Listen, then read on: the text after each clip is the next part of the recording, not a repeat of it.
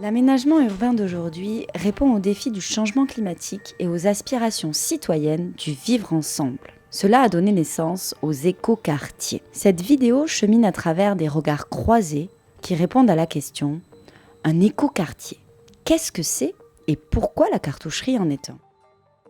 Alors, un écoquartier, c'est un label d'État, c'est-à-dire que c'est le ministère du Logement qui a défini 12 critères qui font un écoquartier autour du développement durable et aussi de la manière dont se construit un quartier avec ses habitants. Alors, on va retrouver des critères donc, à la fois sur les questions démocratiques, on va avoir des critères du point de vue architectural, du point de vue économie d'énergie, et du point de vue... Après, est-ce qu'aujourd'hui, il faudra avoir un label pour être écoquartier ou peut-être qu'en fait, toute construction dense urbaine devrait se voir de toute façon imposer ces critères-là aujourd'hui? Enfin, c'est quoi aussi un écoquartier? Est-ce que c'est juste au moment de la construction ou est-ce que ça va au-delà dans la vie et la manière dont le quartier va se vivre ensuite et va continuer à évoluer tout au long des années?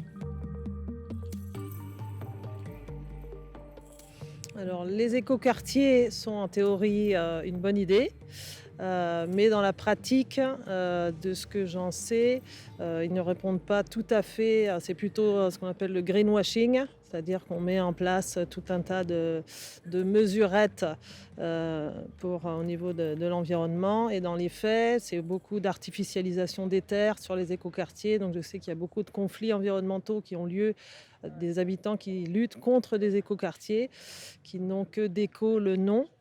Et donc là aussi, si on a envie de réfléchir vraiment à des écoquartiers, je pense qu'il y aurait un travail de labellisation, pareil de définition en commun sur qu'est-ce qu'on appelle vraiment un écoquartier, parce que voilà, il n'y a pas vraiment de labellisation précise sur cette notion.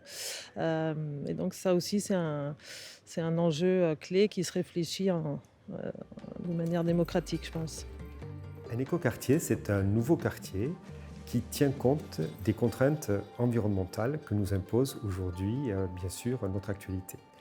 C'est un quartier qui, finalement, permet à la fois aux habitants, aux commerçants, mais aussi aux modes de transport, d'où les mobilités, de pouvoir que tout le monde puisse en fait vivre et travailler ensemble. Que c'est ce qu'on appelle une ZAC, dans une zone d'aménagement concerté, qui, dans le cadre d'une politique d'urbanisation de la ville, a été travaillée de façon à accueillir de nouveaux habitants. Et la cartoucherie, le quartier de la cartoucherie, cette partie du quartier plus globale qui comprend Cartoucherie, Fontaine-Bayonne et Casselardy, donc c'est à peu près 10 000 habitants à la fin du mandat 2026 qui viendront de nouveaux habitants vivre et travailler dans cet écoquartier. Les nouvelles contraintes, effectivement, qu'on peut avoir, elles sont à la fois climatiques, mais aussi dans le cadre de la mixité, c'est-à-dire l'idée de pouvoir tous vivre ensemble dans un quartier, un nouveau quartier, avec un environnement qui est plus arboré, qui est plus végétalisé, avec, comme je le disais tout à l'heure, des mobilités. Et l'écoquartier, c'est aussi le bien vivre ensemble dans un quartier.